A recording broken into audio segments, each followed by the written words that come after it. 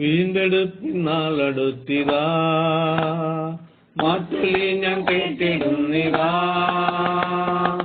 വീണ്ടെടുപ്പിനാളടുത്തിതാ, മാറ്റൊലി ഞാൻ കേട്ടിടുന്നിതാ. ലോകമെങ്ങും പോകാം, സാക്ഷികളായി തീരാം, കാലമെല്ലാം തീരാറായല്ലോ. ലോകമെങ്ങും പോകാം, സാക്ഷികളായി തീരാം, കാലമെല്ലാം തീരാറായല്ലോ. വേഗം നാം വേഗം നാം പോയിട, കാലമെല്ലാം തീരാറായല്ലോ. വേഗം നാം പോയിട, വേഗം നാം പോയിട, കാലമെല്ലാം തീരാറായല്ലോ. ദേശത്തിന്റെ കാവൽ ചെയ്തിടും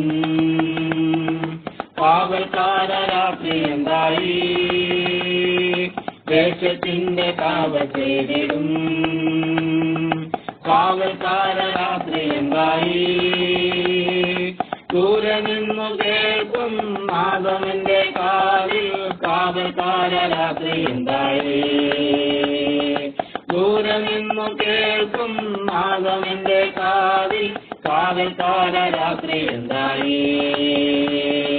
വേഗം നാം പോയിടാം, വേഗം നാം പോയിടാം, കാലമെല്ലാം തീരാറായല്ലോ.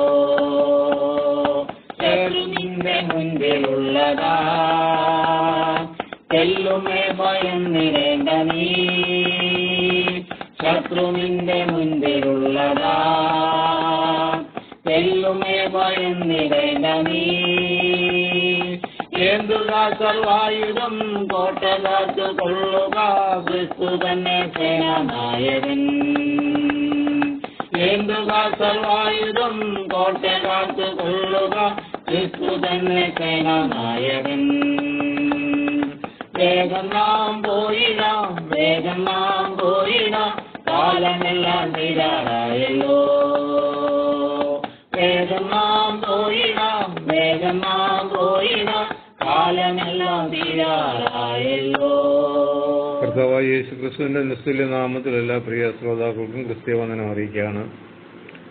ഇന്നത്തെ നമ്മുടെ ചിന്തയ്ക്കായിട്ട് ഓബേദ് ഏദോമും ഭവനവും എന്നുള്ളൊരു വിഷയമാണ് നമ്മൾ ചിന്തയ്ക്കായിട്ട് എടുത്തിരിക്കുന്നത്. ഏദോമിന്റെ ദാസൻ എന്നർത്ഥം ആണ് ഓബേദ് ഏദോമിന്. ദാവീദ് രാജാവ് നിയമപ്പെട്ടവൻ സൂക്ഷിപ്പാൻ ഏൽപ്പിച്ചത് ഈ വ്യക്തിയുടെ വീട്ടിലായിരുന്നു. അതിനുണ്ടായ കാരണം പെട്ടകത്തെ തൊട്ടതുമൂലം ഉസ വഴിയിൽ വെച്ച് മരിക്കുന്നു. അങ്ങനെ 3 മാസം പെട്ടകം ഓബേദ് ഏദോമിന്റെ ഭവനത്തിൽ സൂക്ഷിച്ചു. ഈ പെട്ടകം മൂലം ദൈവം ആ കുടുംബത്തെ അനുഗ്രഹിച്ചു. ദാൻ ഗോത്രത്തിലെ ഗദ്രിമോനിൽ നിന്ന് ഉള്ളവനായിരുന്നു ഓബേദ് ഏദോം. 2 ശമൂവേലിന്റെ പുസ്തകം 6-ാം അധ്യായത്തിൽ, 1 ദിനവൃത്താന്തം 13-ാം അധ്യായത്തിലൊക്കെയും ഇതിനെക്കുറിച്ച് വ്യക്തമായിട്ട് കാണുവാൻ സാധിക്കും. ഇവിടെ നിന്നാണ് ദാവീദ് ക്രമപ്രകാരം പെട്ടകം യെരൂശലേമിലേക്ക് കൊണ്ടുപോയത്. ആലാമോത്ത് രാഗത്തിൽ വീണ ധ്വനിപ്പിക്കാൻ നിയോഗിക്കപ്പെട്ടവരിൽ ഒരാളായിരുന്നു ഓബേദ് ഏദോം. സംഭവം ഇവർക്കും സുപരിചിതമായതിനാൽ അതേപ്പറ്റി വിശദീകരിക്കുന്നില്ല. എന്നാൽ ഈ നാളുകളിൽ ദൈവിക പ്രമാണങ്ങളെ കൈകാര്യം ചെയ്യുന്നവർ ഈ കാര്യങ്ങൾ ഓർത്തിരിക്കുന്നത് നല്ലതാണ്. എത്ര വിശുദ്ധിയോടും ഭക്തിയോടും കൂടെ മാത്രമേ ദൈവത്തിന്റെ പ്രമാണങ്ങൾ ആചരിക്കാറുള്ളൂ. ദൈവത്തിന്റെ പെട്ടകം കൊണ്ടുപോകുമ്പോൾ അത് ആരായിരിക്കണം തോളിൽ വഹിക്കേണ്ടതെന്നുള്ള പ്രമാണത്തിന് വേണ്ട രീതിയിൽ വില കൽപ്പിക്കാതെ തോളിൽ വഹിക്കേണ്ടത് പെട്ടകത്തെ കാളവണ്ടിയിൽ കയറ്റിപ്പോയതിലുള്ള പരിണിത ഫലമായിരുന്നുവല്ലോ ഊസായ ദൈവം കൊല്ലുവാൻ കാരണമായത്. വിശുദ്ധീകരിക്കപ്പെട്ട പുരോഹിതന്മാർ മാത്രം തോളിൽ ചുമക്കേണ്ട യഹോവയുടെ പെട്ടകത്തെ കാളവണ്ടിയിൽ കയറ്റി കാളകൾക്ക് വല്ല തിരിച്ചറിവുണ്ടോ? തങ്ങൾ വഹിക്കുന്ന ഈ പെട്ടകം എങ്ങനെയുള്ളതെന്നോ അത് ഞങ്ങൾ വഹിക്കേണ്ടതാണോ എന്നുള്ള ഒരു തിരിച്ചറിവ് അതിനില്ല. എന്നിരുന്നാലും ദൂരെ കൂടുതൽ കാരണമായിരിക്കാം കാളവണ്ടി തിരഞ്ഞെടുത്തത്. ദൈവിക പ്രമാണങ്ങളെയും വ്യവസ്ഥകളെയും മനുഷ്യന്റെ അവസ്ഥയ്ക്കനുസരിച്ച് മാറ്റിമറിപ്പാനുള്ളതല്ല. യാഗത്തിൽ ചെറിയ കുറുക്കുവഴി കാണിച്ച അബ്രഹാമിന് അനുഗ്രഹത്തിന് പകരം തലമുറകളുടെ അടിമത്തമായിരുന്നു ദൈവം പറഞ്ഞത്. ഈ കാലങ്ങളിൽ ദൈവിക വ്യവസ്ഥകളെയൊക്കെയും അവസരത്തിനൊത്ത് മാറ്റി മറിച്ച് ദൈവം പ്രസാദിക്കും എന്നുള്ള പ്രതീക്ഷയിൽ ആരാധന രീതികൾ തകർത്തി നടക്കുകയാണ്. എല്ലാവർക്കും ദൈവത്തെ അറിയാം എന്ന് കരുതാൻ ഇന്ത്യൻ പ്രധാനമന്ത്രിയോ അമേരിക്കൻ പ്രസിഡന്റ് മറ്റ് ഭരണകർത്താക്കളായിട്ടുള്ളവരെ ലോക ജനതയ്ക്ക് അറിയാം. എന്നാൽ ഈ നേതാക്കളാരും നമ്മെ അറിയുന്നില്ല.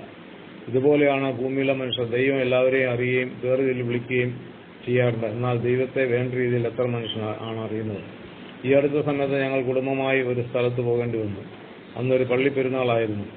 ഞങ്ങളത് ഓർക്കാതെയാണ് പോയത്. പകുതി വഴി സഞ്ചരിച്ചപ്പോൾ റോഡിൽ ഗതാഗത സ്തംഭനം തുടങ്ങി. ഭക്തന്മാരും ഭക്തകളുമായി ആണ് റോഡിലൂടെ കാൽനടയായി വാഹനം അകമ്പടിയോടുകൂടി യാത്ര ചെയ്യുന്നത്.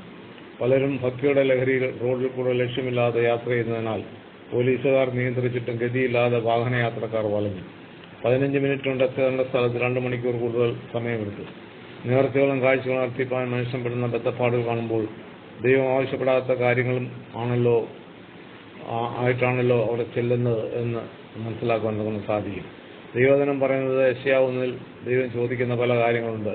വാക്യം 12 മുതൽ നിങ്ങൾ എൻ്റെ പ്രാകാരങ്ങളെ ചവിട്ടുവാൻ ഇതൊക്കെ നിങ്ങളോട് ചോദിച്ചത് വ്യക്തമായുള്ള കാഴ്ച കൊണ്ടുവരുന്നത് ധൂപം എനിക്ക് വെറുപ്പാകുന്നു. വാക്യം 14 ഞങ്ങളുടെ അമാവാസികളെയും ഉത്സവങ്ങളെയും ഞാൻ വെറുക്കുന്നു, അവ എനിക്ക് അസഹ്യം, ഞാൻ സഹിച്ച് മുഷിഞ്ഞിരിക്കുന്നു.